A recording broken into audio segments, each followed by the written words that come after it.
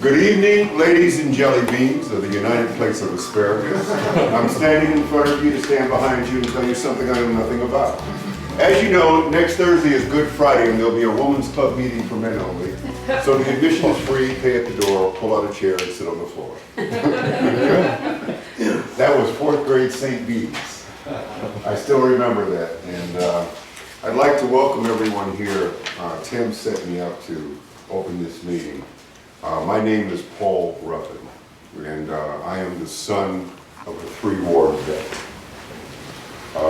and part of a very interesting military family because my mother was not able to be active military, but her whole life she worked supporting the military. She was one of the computer operators that kept our ships in line and personnel.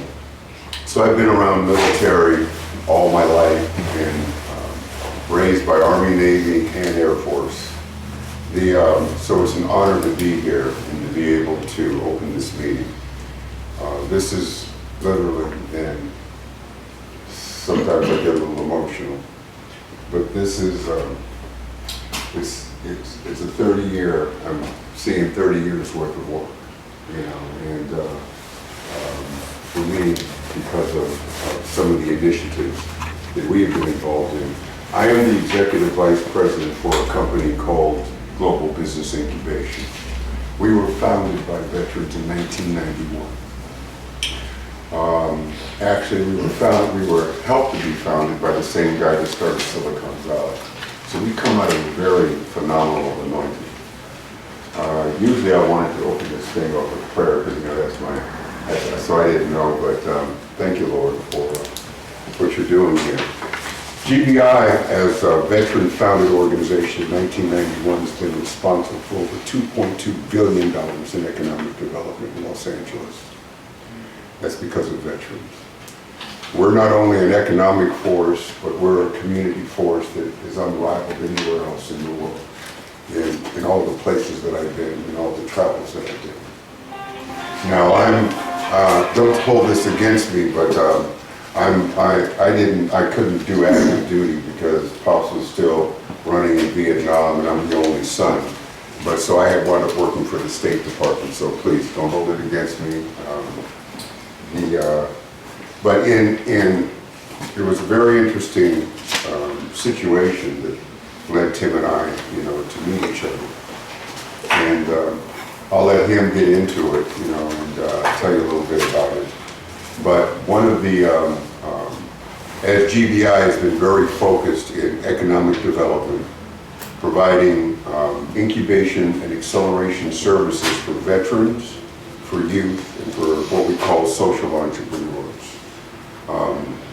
So in that course, one of the projects that we had here, I don't know if people really know this, but if you were to take a guess on how many veteran-owned businesses are in Minnesota, what would you think?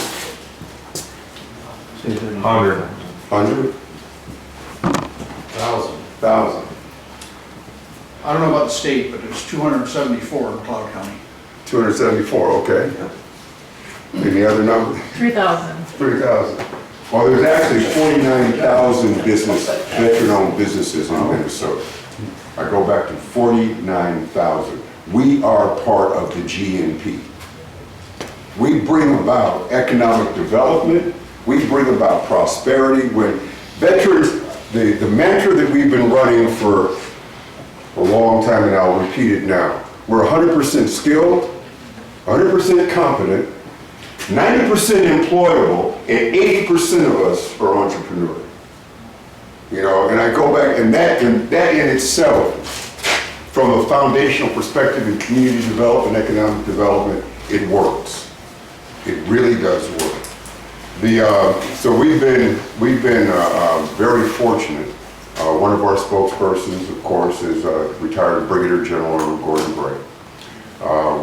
We work from as I said, from an economic development perspective, and that's kind of how I met Tim. I'm supposed to introduce Reggie, right? He is actually also part of GBI, and I met him because of the founders, you know, of GBI. and was introduced by Tanya and Paul. But Reginald has been very instrumental over the last 2.5 years working with me. We've done a number of events in order to help accelerate businesses to the next phase, to get them the money they need in order to become successful and to remain successful over the years. We started, when I first hooked up with Reggie, we were doing 2 events. Now we've got 8 events in 8 different states throughout the country, and that's within 2 years. And we're getting ready to grow even further. The GBI currently used to only do 1 Veteran Business Summit. Now we do 2 a year in 2 different states, Minnesota and California. So things are happening and things are growing, and that's because we're veteran-centric and we're veteran-enabled. One of the most rewarding things for me is working with people who actually show up when they say they're going to show up. I'm not kidding. And and veterans have a habit of showing up to take care of business. And Reggie is himself, and y'all let him tell it, but he's a Marine. I'm Navy, so we kind of relate. We're related. Army is my cousins. Navy and Air Force and Marines are brothers and sisters. So without further ado, I'll go ahead and let Reggie come up and talk a little bit. And did you figure out what you're going to talk about? I think so. Okay. How long do I have? 5 minutes. I was an English teacher for 17 years. I could talk all day. A little bit more about my background. He said I was a Marine, Camp Hutchinson, Okinawa, standing guard duty in Pohang, Korea, in the snow. We know the snow boots and all that good deal. So we know that veterans get things done.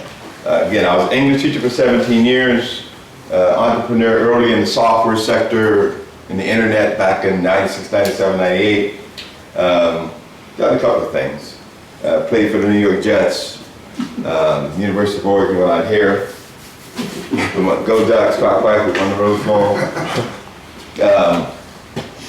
What else is there? I currently am corporate relations for the Retired NFL Players Congress. We have a license with NFL Properties. If you buy a jacket, NFL, NBA, Major League Baseball, NASCAR, probably Ford, or that we make it in Los Angeles, 250,000 square foot facility. Our partner Jay's Design, they've been in business 30 years, and we were able to go to the NFL and help them solidify that license.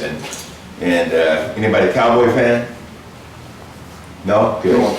Jerry Jones is a beast, right? You have 31 NFL teams and they have 1 license, and then Jerry's got his own license. But they sell 50% of all the stuff out there. Jerry's 31 teams. That's why he has all the power. So anyway, that's the backstory. So we're 4 players, and we again manufacture 60-70% of all those jackets that you see in the market space. So I don't care what team it is, especially on the pro level. It comes from the plant. It's a 250,000 square foot facility, the largest licensed manufacturer of jackets, licensed jackets outside of China. So it's made in America, and there's some veterans in our staff downstairs. Also, again, Paul and I have been doing these tech and business type events. Americans, we're innovators. Everybody follows what we do, no matter what people say and how much they yell and scream and all that good stuff.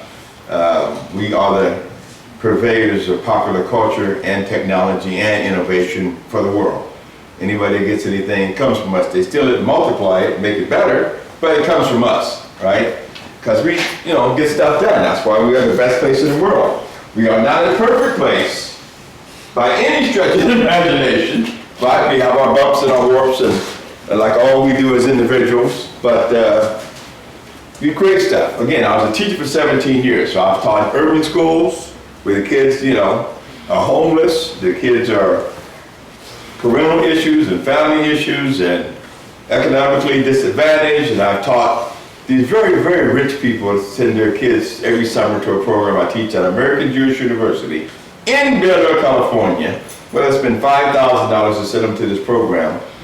That's just their entry fee, and then they'll spend $5,000 or $10,000 or $15,000 for the 2 weeks they're there. I just teach a little English component of it. And they're really children that have a lot of money. I'll put it that way. So, for example, I'll give you a story. They broke into the rabbi, and the Jewish community rabbis are very elevated individuals. They break in and they steal his bourbon. I also teach a class at Boston College, right, on sports management. I had 20 kids, 8 from internationally. That means from Spain, from Brazil, from Saudi Arabia, from Puerto Rico, and some other countries. And I had 8 kids from across the country and 4 kids from the Boston area. And they're there every day. They're just intense. They're on it. They were like little Marines, right? And we could finish at 3 o'clock. So you got one group that's crazy and got lots of money and they're, partying, staying up all night and sneaking out of the dorms, because stay in the dorms, and going to the beach. Then you get the other group that's intense and gets things done. It was such a joy working with those people. And that's how it is working with veterans. Because we get things done. It's not part of our DNA, but part of our training and our innate ability to just overcome adversity and make things happen. And that's why I teamed up with Tim and Paul related to the Welcome Home Vet Initiative and the project. And I'm a capitalist.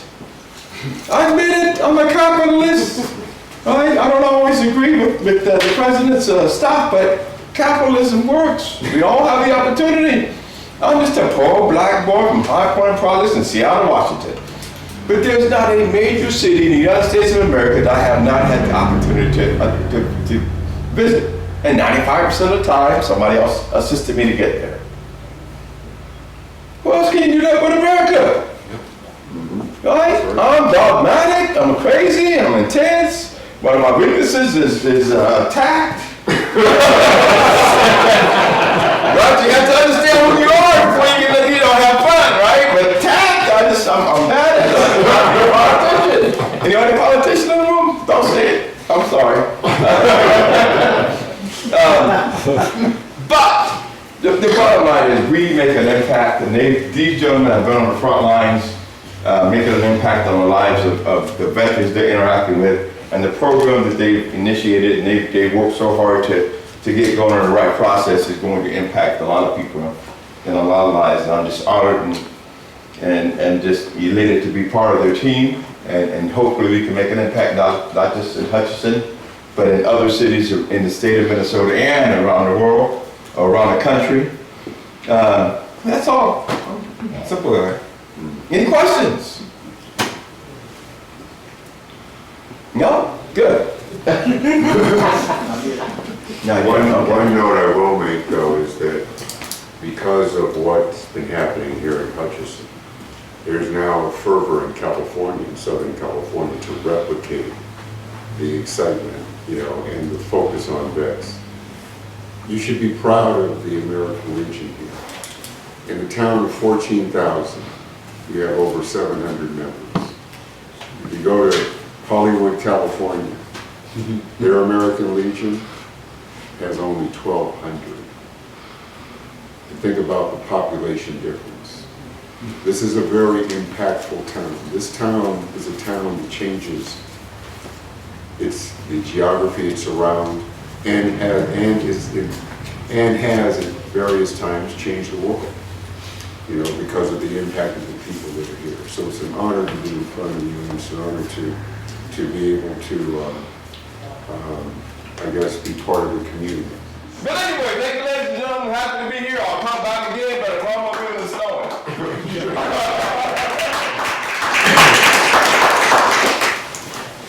Well, we planned this a while ago, and I thought, what am I going to say? First of all, thank you. This started out kind of as a weird ball. I had a lot of people in my life, and I'll go through them, and I'll kind of go through a timeline of Welcome Home Vet and what we mean and what it is.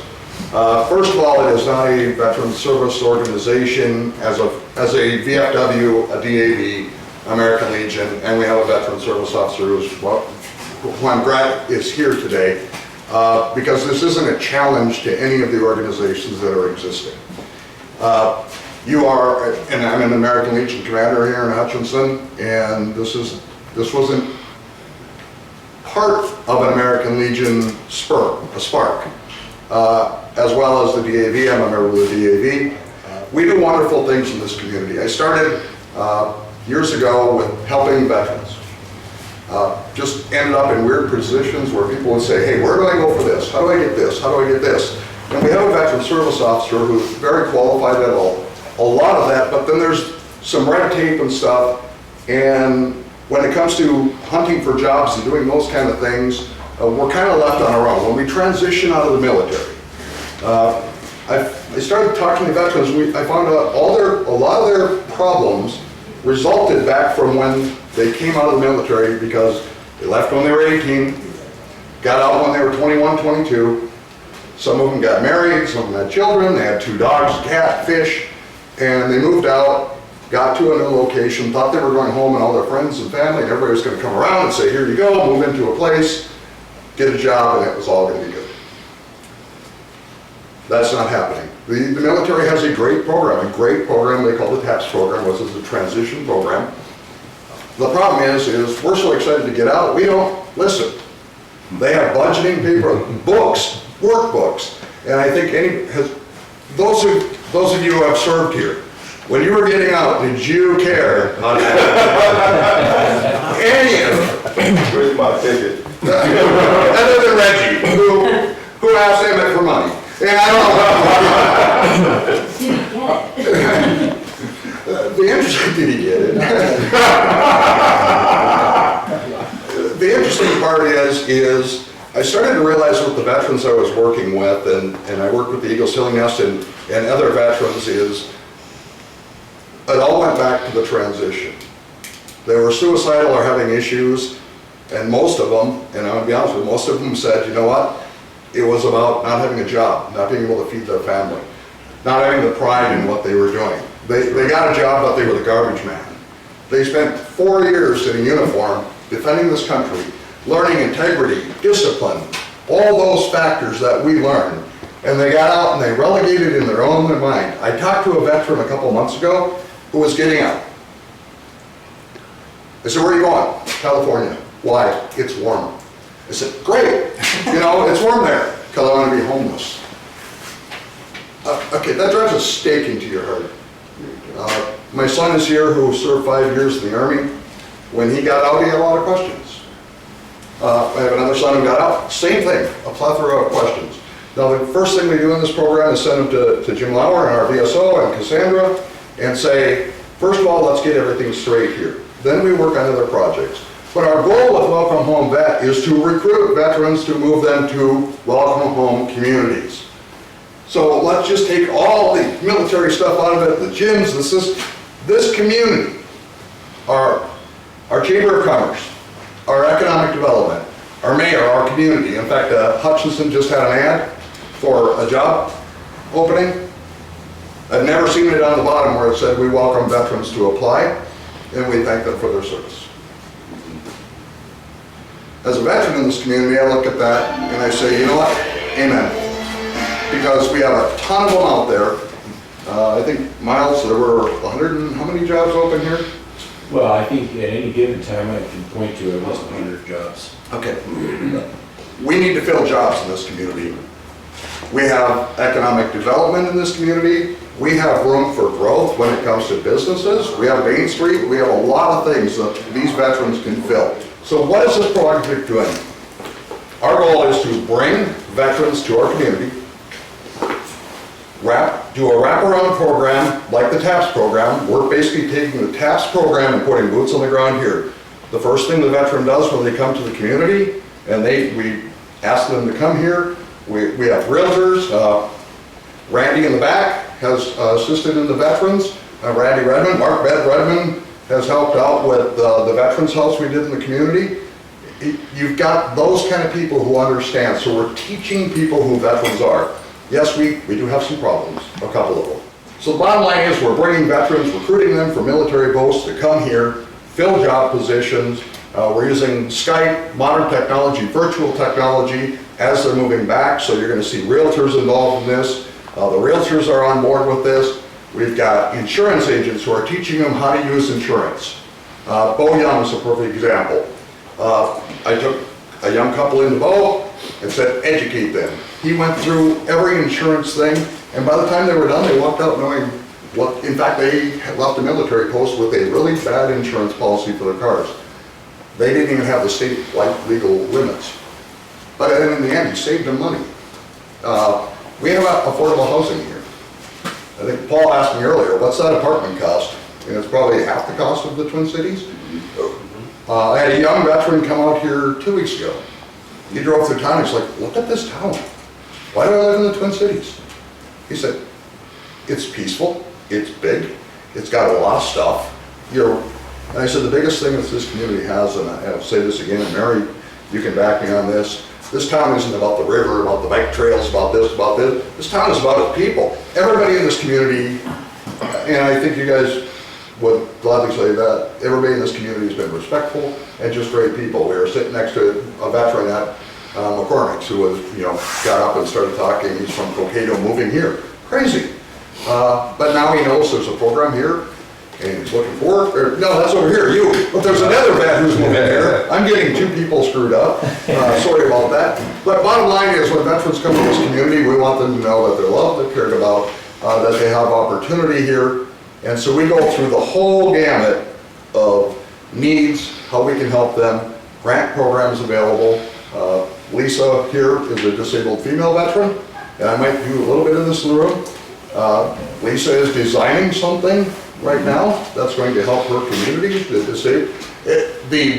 The abled, just kind of a mild setback kind of person, that's what I call it. Lisa and I talk all the time about we're able, not disabled. But she's developed something. Now, here's where Welcome Home Vet came in. She spoke to Reggie. Reggie has contacts in the Shark Tank investment group. Who knows? 2 years from now, Lisa might have a building here developing her project in Hutchinson, Minnesota that's being distributed to, how many do we say? 50,000 across the United States? 500, 200? We never know. But what we're doing is opening doors for the veterans of this community, doing some basic training to get them involved in the community. Thank you to the Chamber, who's been very awesome. Economic development. Gary, I'm so happy you came today. I called Dave, I thought, oh God, I should call Gary, but he's running to a glass all over the place. It's at a weird time of the day. I appreciate everybody being here today. The suicide rate is 50% lower with veterans who are spiritual. So we take the 22 a day that are ending their own lives. If we could just get them a little interested in something larger than themselves, that drops 50%, or drops 50%. How is this working? We've had several vets in the program. Some of them are quiet people. They're out in the community. You'll see me with them. There's a couple of young couples here. Their stress ratings, I kind of ask them what their stress levels are. When they get out, it's about 95%. They will tell you 95%. I talked to one the other night, actually they're doing something, they're about 5%. I've had another one say, if I didn't have this program, we'd be divorced. So, with that, I'm going to cut it a little short. I am going to do some thank yous here. Is Hutchinson, Minnesota, where we formed this bad boy, is going to be the first Welcome Home veteran community in the United States. There will be several following, but this is my home. This is the first, and god darn it, it's not going to be the last. So, what do we have first? So, Miles. Photo op. For what the economic development, just, with your help, All right. and where we're going with this thing, I really appreciate it, and let's fill up this, let's bring some business into this town and bring some great laborers in. Let's do it. You betcha. Thank you. Next, Mary, if you would come up with the chamber. These are the 3 really important parts of this whole program, is for the understanding, because without the community leaders, and which is, in my opinion, the Chamber of Economic Development and our city council and our city leaders, Mary, you've been an awesome supporter And so, thank you, and we look forward to bringing veteran businesses here who say, we want to help the chamber. So, You're gonna have and lastly, I'm gonna have Gary, but can I have Dave come up too? Sure. Come on up, Dave. Gary and Dave. Mayor?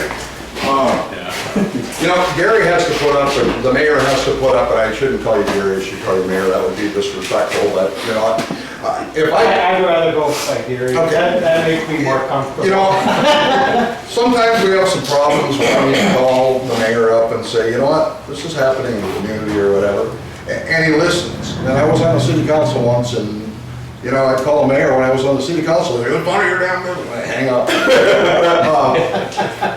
The city of Hutchinson is my home. I appreciate the leadership, the mentorship. But the point is this city has proven itself over and over again to be supportive of our veterans community. And it will continue that way, and we want to be with Welcome Home Vet, that group that you reach out to with all of our veterans group. When you as a city and the people of this city need something from our veterans, we're going to stand up and fight for this city. So with all appreciation, I love living here. I love bringing people here, and veterans love this community, so thank you. Thank you.